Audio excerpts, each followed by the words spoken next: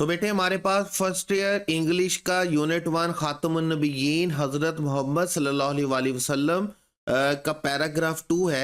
और आप जानते ही हैं सब कि हम क्या करते हैं कि पूरे पैराग्राफ को सेंटेंस बाय सेंटेंस ब्रेक करते हैं, हर सेंटेंस के सिनोनिम्स और ट्रांसलेशन को देखते हैं और फिर लास्ट में हम पूरे पैराग्राफ को क्या करते हैं, इकट्ठा करके पूरे पैराग्राफ की ट्रांसलेशन को देखते हैं। तो स्टार्ट करते हैं सेंटेंस 1 से।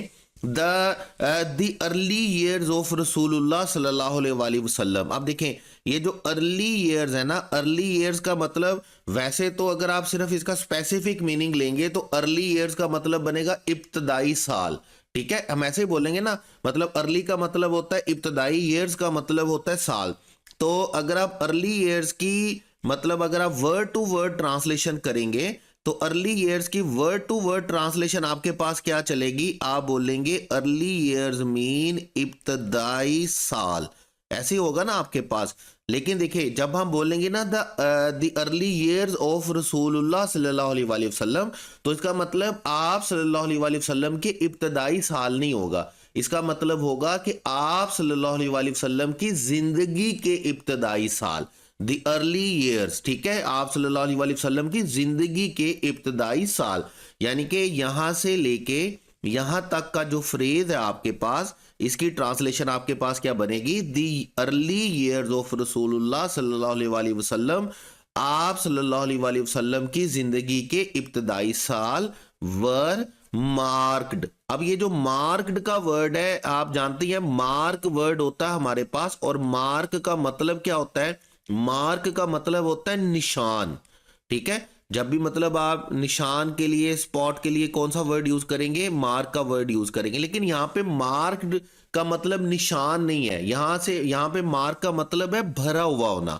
ठीक है, यहाँ पे मार्क का मतलब आपके पास क्या है, भरा हुआ होना, तो किसी चीज का मतलब किसी चीज की निशानी होना, भरे हुए होना, फुल ऑफ। जैसे हम बोलते ना his life is marked of worries, उसकी जिंदगी जो है वो गमों से भरी हुई है, उसकी जिंदगी जो है वो दुखों से भरी हुई है। ठीक है, भरे हुए होना। ठीक है, लेकिन यहाँ पर चूंकि हम आप सल्लल्लाहु अलैहि वसल्लम की बात कर रहे हैं और हम क्या कर रहे हैं, पूरी ट्रांसलेशन में मैंने आपको पहले भी कहा कि हमने एहतराम वाला जो एलिमेंट है वो अपने हाथ से नहीं छोड़ना है। तो हम यहाँ पर एक बड़ा उर्दू का बड़ा खूबसूरत वर्ड है उर्दू ट्रांसलेशन का, अबारत होना। ठीक है, क्या मतलब होता है अबारत, अबारत का मतलब क्या होता है, निशानदेह होना, निशान होना। ठीक है, जैसे हम बोलते हैं ना कि उसकी जिंदगी दुखों से भरी हुई थी, तो हम बोलेंगे उसकी जिंदगी अबारत थी। ठीक है, दुखों से अबारत थी। उसके बाद आपके पास वर्ड है प्रोफाउंड। प्रोफाउंड याद रखिएगा, प्रोफाउंड का मतलब है गहरा। इंग्लिश में अगर आप बोलेंगे तो डीप का मतलब, प्रोफाउंड का मतलब हमारे पास क्या होता है, डीप होता है। या हमारे पास क्या वर्ड होता है बेटे इसका, इंटेंस, शदीद को, गहरे को हम क्या वर्ड बोलेंगे, प्रोफाउंड। पर्सनल आप जानते ही हैं, पर्सनल हम किसको बोलेंगे, जाती। ठीक है, और लॉस हम किसको वैसे बोलते हैं, लॉस वैसे तो हम नुकसान को बोलते हैं, लेकिन यहां पे लॉस का मतलब नुकसान नहीं होगा, यहां पे लॉस का मतलब होगा डिफिकल्टीज, यहां पे लॉस का मतलब होगा प्रॉब्लम्स। देखिए ना, दो मीनिंग होते हैं, एक वर्ड टू वर्ड मीनिंग होता है, कंटेक्चुअल मीनिंग होता है। जैसे यहां पर जो कंटेक्चुअल मीनिंग है, लॉस, प्रॉफिट एंड लॉस तो नहीं चल रहा ना, ये वो नफा नुकसान वाला लॉस तो नहीं है। पर्सनल लॉस का मतलब हम जाती नुकसान की बात तो नहीं कर रहे ना, हम बात कर रहे हैं डिफिकल्टीज की, हम बात कर रहे हैं प्रॉब्लम्स की, जो आप सल्लल्लाहु अलैहि वसल्लम ने अपनी इब्तदाई जिंदगी में जिनको फेस किया। तो यहाँ पे लॉस का मतलब हमारे पास क्या होगा, तकलीफें, या हमारे पास क्या होगा, मुसीबतें, या हमारे पास क्या होगा, सौबतें, मतलब कोई भी इस तरह का वर्ड हम यूज कर सकते हैं। तो हमारे पास सेंटेंस चलेगा द अर्ली ईयर्स ऑफ रसूलुल्लाह सल्लल्लाहु अलैहि वसल्लम, आप सल्लल्लाहु अलैहि वसल्लम की जिंदगी के इब्तदाई साल वर marked by profound personal loss. Profound का मतलब क्या है, गहरा और शदीद, पर्सनल मतलब जाती, लॉस मतलब नुकसान। तो हमारे पास पूरे सेंटेंस की ट्रांसलेशन कैसे चलेगी, हमारे पास सेंटेंस की ट्रांसलेशन चलेगी रसूलुल्लाह सल्लल्लाहु अलैहि वसल्लम की जिंदगी के इब्तदाई साल।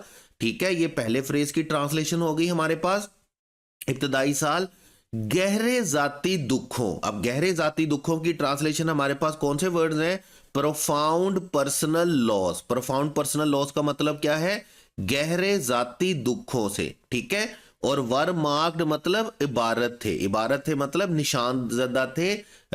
तो हमारे पास पूरे सेंटेंस की ट्रांसलेशन क्या है, रसूलुल्लाह सल्लल्लाहु अलैहि वसल्लम की ज़िंदगी के इब्तदाई साल गहरे ज़ाती दुखों से इबारत थे। वैसे बीइंग मुस्लिम हम जानते भी हैं कि आप सल्लल्लाहु अलैहि वसल्लम की जो अर्ली एज थी उसमें आप सल्लल्लाहु अलैहि वसल्लम का यतीम पैदा होना, आप सल्लल्लाहु अलैहि वसल्लम के वालिद साहब की डेथ पहले हुई, हज़रत आमना का यानी कि आपकी जो वालदा मोहतरमा है उनका एक जल्दी इंतकाल हो जाना, उसके बाद दादा अब्बू के पास परवरिश करना, फिर चाचा के पास परवरिश करना।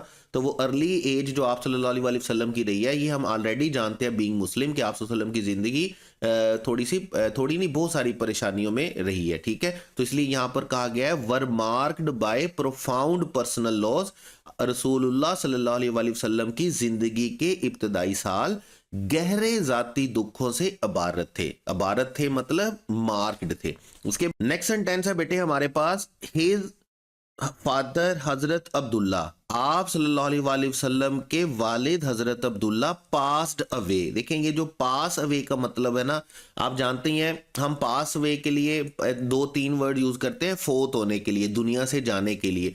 जैसे पहला वर्ड तो हमारे पास कौन सा वर्ड यूज होता है, डाई का वर्ड यूज होता है। दूसरा आपके पास ये फ्रेजल वर्ब यूज होता है पास अवे। पास अवे का मतलब भी क्या होता है, मौत आना, फोत होना, दुनिया से चले जाना। फिर आप एक ईडियम भी यूज करते हैं, याद रखिएगा। एक ईडियम होता है आपके पास kick the bucket. Kick the bucket का मतलब क्या होता है, ठीक है, जैसे आप बोलते हैं कि आप he kicked the bucket, he kicked the bucket का मतलब कि वो फोत हो गया। फिर आप एक और वर्ड भी यूज करते हैं, आप वर्ड यूज करते हैं एक्सपायर होना। एक्सपायर होना मतलब फोत होना। ये जो सारे के सारे वर्ड्स हैं ये हम यूज करते हैं किसके लिए, फोत होने के लिए, मरने के लिए। तो हमारा सेंटेंस चल रहा है जी, हिज फादर हजरत अब्दुल्ला, आप सल्लल्लाहु अलैहि वसल्लम के वालिद हजरत अब्दुल्ला पास्ड अवे, फोत हो गए, बिफोर हिज बर्थ, आप सल्लल्लाहु अलैहि वसल्लम की पैदाइश से पहले। आप सल्लल्लाहु अलैहि वसल्लम की पैदाइश से पहले ही हजरत अब्दुल्ला आपके वालिद की का इंतकाल हो गया। एंड हिज मदर, और उनकी वालदा, और आप सल्लल्लाहु अलैहि वसल्लम की वालदा हजरत आमना डाइड, फोर्थ हुई। अगेन वही बात है, डाइड के लिए हम कौन कौन से वर्ड यूज करते हैं, डाई यूज करते हैं, पास अवे यूज करते हैं, एक्सपायर यूज करते हैं और किक द बकेट यूज करते हैं। When he was only 6 years old, और आपकी वालदा हजरत आमना का इंतकाल तब हुआ जब आप सिर्फ 6 साल के थे। When he was only 6 years old, जब आप सिर्फ 6 साल के थे। देखिए एक बात याद रखिएगा, ये जो छोटे छोटे वर्ड्स की ट्रांसलेशन होती है ना, इसको कभी स्किप नहीं करना हमने। जैसे अभी यहाँ पर ओनली लिखा हुआ, मैं इस सेंटेंस को इस तरह ट्रांसलेट कर दूं, और आप सल्लल्लाहु अलैहि वसल्लम की वालदा हजरत आमना का इंतकाल तब हुआ जब आप 6 साल के थे।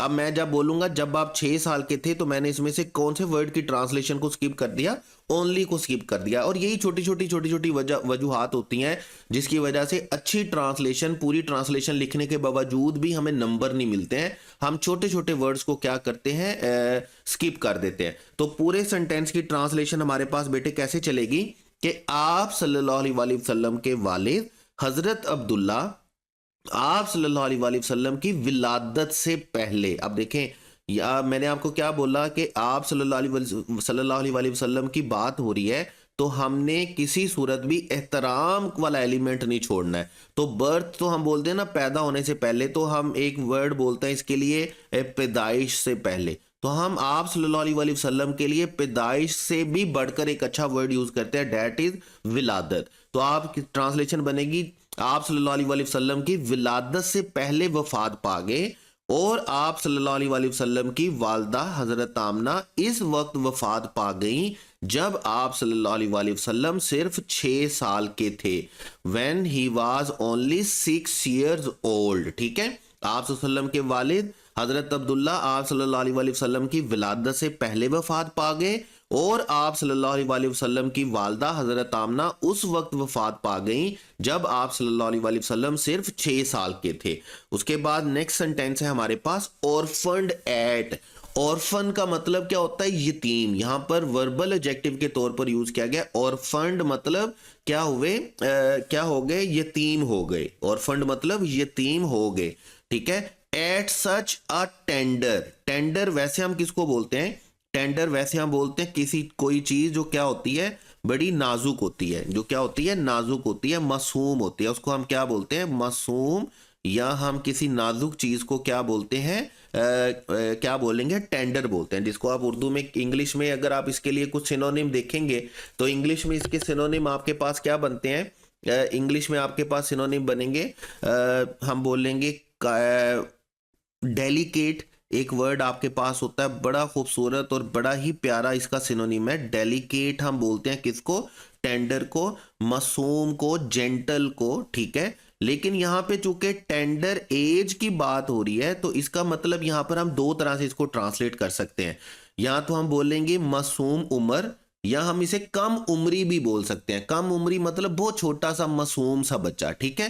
तो orphaned at such a tender age, orphaned at such a tender age का मतलब क्या है, छोटी सी मासूम सी जिंदगी में यतीम होने के बाद या यतीम होने पर, मतलब आप दोनों वर्ड यूज कर सकते हैं। ही सल्लल्लाहु अलैहि वसल्लम वाज टेकन इन, ये देखें ये जो वर्ड है ना आपके पास, टेकन इन। टेकन इन, वैसे तो टेक का मतलब होता है लेना, लेकिन हम टेक के साथ बहुत सारे वर्ड्स यूज करते हैं, हम फ्रेजल वर्ब्स पढ़ते हैं बहुत सारे। जैसे देखें हमारे पास वर्ड होता है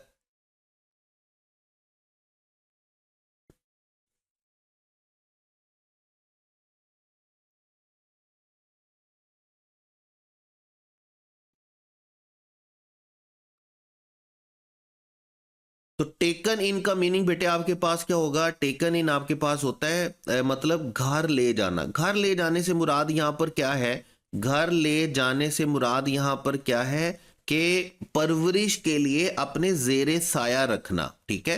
परवरिश के लिए अपने जेरे साया रखना, जब आप किसी की परवरिश का जिम्मा लेते हैं, ठीक है। आप इसको यूं भी कह सकते हैं कि परवरिश का जिम्मा लिया, मतलब आप कोई भी वर्ड यहाँ पे यूज कर सकते हैं।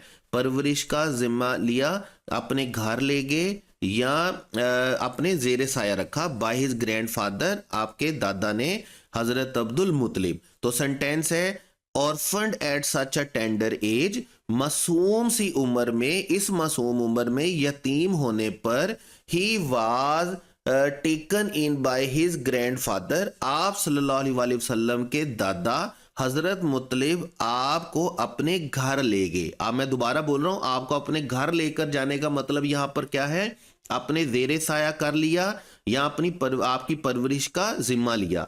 हु लविंगली केयर्ड, अब देखें केयर का मतलब तो क्या होता है, परवरिश करना, देखभाल करना, ठीक है। परवरिश करना, देखभाल करना, ठीक है। और लविंगली का मतलब क्या होता है, बड़े प्यार से, बड़ी चाहत से।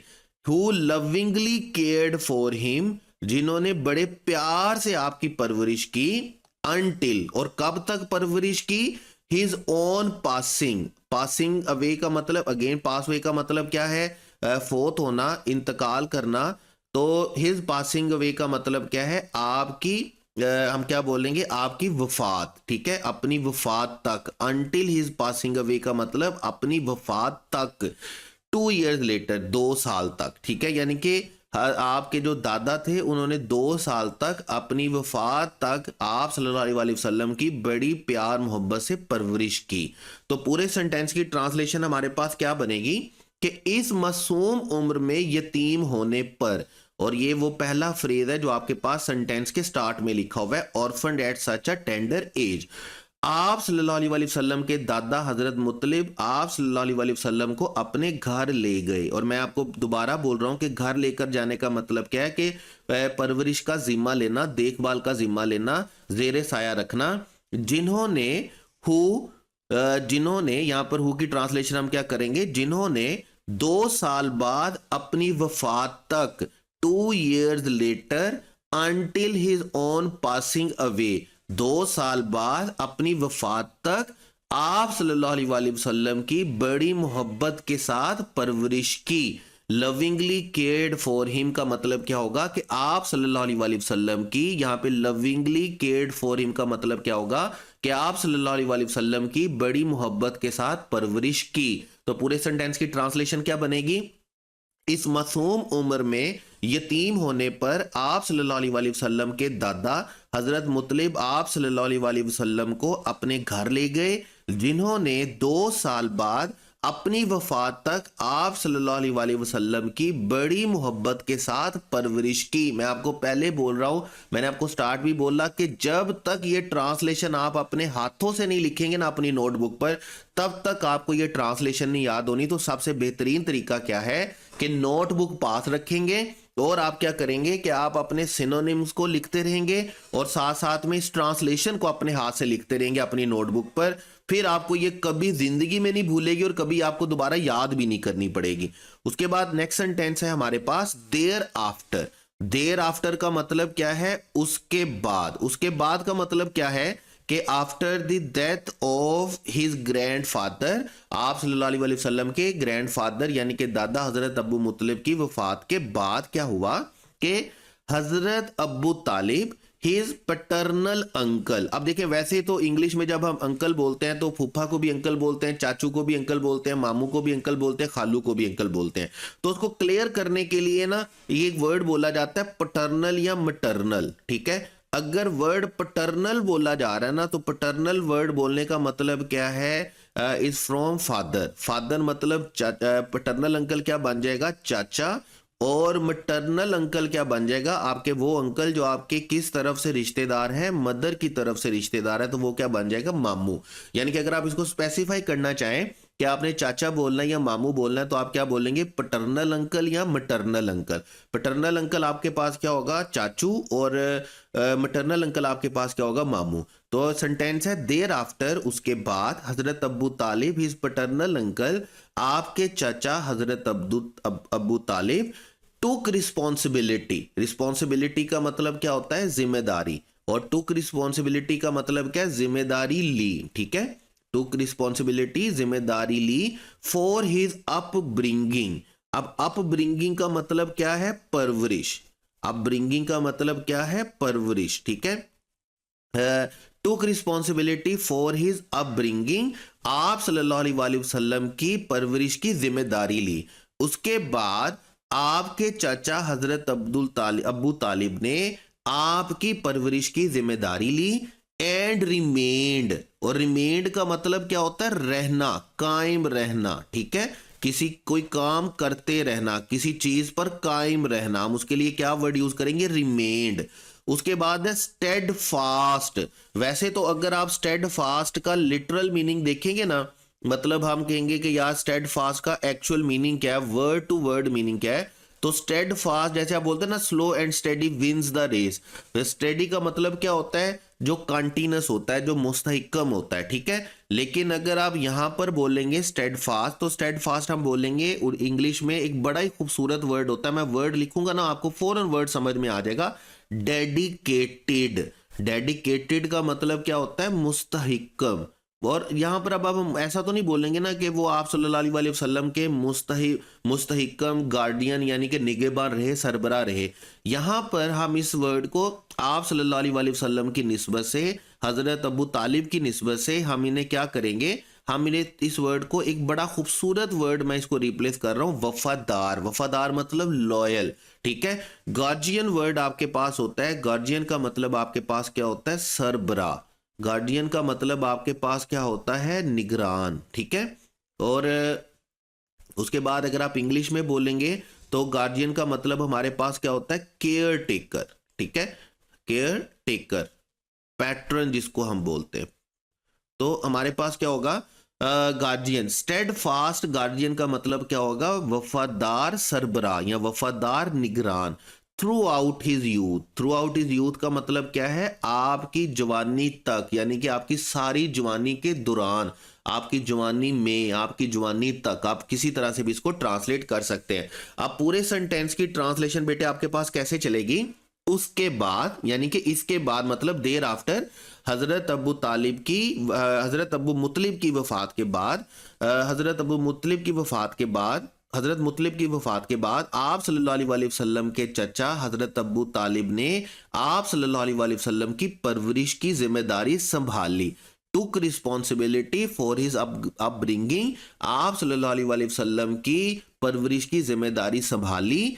And remained a steadfast guardian, और आप सल्लल्लाहु अलैहि वसल्लम की जवानी तक ठीक है, आप सल्लल्लाहु अलैहि वसल्लम की जवानी तक, ये किसकी ट्रांसलेशन है? थ्रू आउट हिज यूथ, आप सल्लल्लाहु अलैहि वसल्लम की जवानी तक एक वफादार सरपरस्त बने रहे। मैंने आपको पहले बोला कि हम क्या कर रहे हैं, हम स्टेड फास्ट गार्जियन की ट्रांसलेशन क्या कर रहे हैं, एक वफादार सरपरस्त बने रहे। तो हमारे पास पूरे सेंटेंस की ट्रांसलेशन है। उसके बाद आप सल्लल्लाहु अलैहि वसल्लम के चचा हजरत अबू तालिब ने आप सल्लल्लाहु अलैहि वसल्लम की परवरिश की, जिम्मेदारी संभाली और आप सल्लल्लाहु अलैहि वसल्लम की जवानी तक एक वफादार सरपरस्त बने रहे। ठीक है, मैंने आपको पहले भी बोला कि हम ऐसा नहीं करते कि जिस अरेंजमेंट के साथ इंग्लिश में लिखा हुआ है उसी अरेंजमेंट के साथ उसको ट्रांसलेट करें। वो बड़ी जेनेरिक सी ट्रांसलेशन होगी, उस ट्रांसलेशन को लिखने पर आपको नंबर नहीं मिलने वाले। नंबर आपको तभी मिलेंगे जब आप एक सेंटेंस को पूरा थॉरोली दूसरे सेंटेंस में क्या करेंगे, ट्रांसलेट करेंगे। उसके बाद तो यहां पर हमारा पैराग्राफ होता है खत्म और हम पूरे पैराग्राफ की ट्रांसलेशन में बोल देता हूं लास्ट में एक दफा एज यूजुअल कि रसूलुल्लाह सल्लल्लाहु अलैहि वसल्लम की जिंदगी के इब्तदाई साल गहरे जाती दुखों से इबारत थे। आप सल्लल्लाहु अलैहि वसल्लम के वालिद हजरत अब्दुल्ला आप सल्लल्लाहु अलैहि वसल्लम की विलादत से पहले इंतकाल पा गए, वफात पा गए और आप सल्लल्लाहु अलैहि वसल्लम की वालदा हजरत आमना उस वक्त वफात पा गई जब आप सल्लल्लाहु अलैहि वसल्लम सिर्फ 6 साल के थे।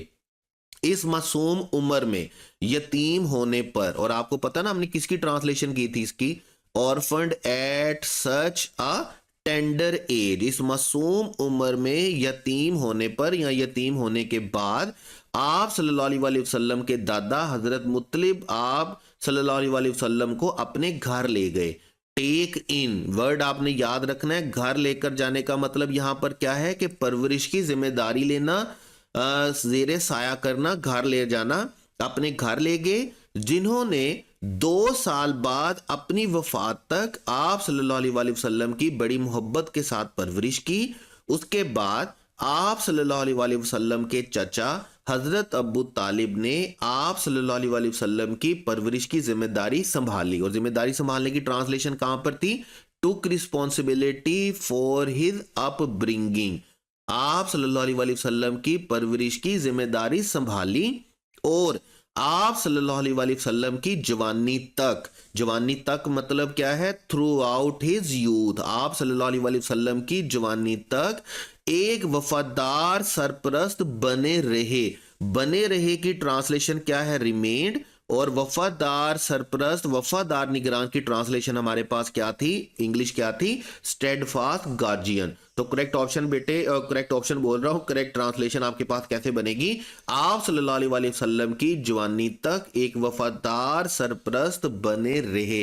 ये थी बेटे हमारे पास फर्स्ट ईयर बुक का जो यूनिट 1 है खातमुन नबीयीन हजरत मोहम्मद सल्लल्लाहु अलैहि वसल्लम, उसका सेकंड पैराग्राफ। और मैं दोबारा आपको याद करवा दूं, जब तक आप इस ट्रांसलेशन को अपने हाथों से अपनी नोटबुक पर नहीं लिखेंगे इंग्लिश पढ़ने के साथ साथ तब तक आपको ये ट्रांसलेशन कभी भी तैयार नहीं होगी। पढ़ने में दिखने में ऐसा लगता है कि हाँ मुझे आ गई, मुझे हो गई, मैं कर लूंगा, मुझे याद होगी, लेकिन ये नहीं होती जब आप इसको खुद से करने बैठते हैं। तो लाजमी तौर पर अपनी नोटबुक पर आपने इस पूरी ट्रांसलेशन को क्या करना है, लिखना है। तो ये थी हमारे पास सेकंड पैराग्राफ की ट्रांसलेशन।